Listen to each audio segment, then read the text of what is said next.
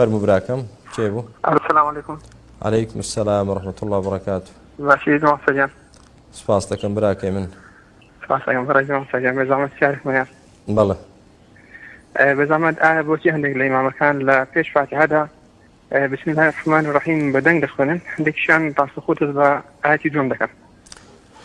براکەی من ئەمە مەسەلەیەکە لە حەدیثی پێغەمبەردا هاتووە عەلەیهی السەڵاتو وەسەلام. أنس رضي الله عنه قوري لي بدا فرمي صليت خلف رسول الله عليه الصلاة والسلام وأبي بكر وعمر وعثمان كانوا يفتتحون بالحمد لله رب العالمين. فرمي الحمد لله رب العالمين دستيان بيذكر كواتا معناه أولية بسم الله نخوينه كانوا لا يجهرون ببسم الله، يعني بسم الله كذا خوينه بلان بجهر ونا خوينه واتا دنگ برزناكا كواتا آسائية، يعني كتو دبيني هندي ما مستا دنگ برزناكاته وبسم الله كا خوي دەیخوێنێ بەڵام دەنگ بەرز ناکاتەوە. پێغەمبەری خۆش بای کردو عەلەیهی سەڵاتو وەسەلام. ئاسایی ئینشاءڵڵا بەڕێزم.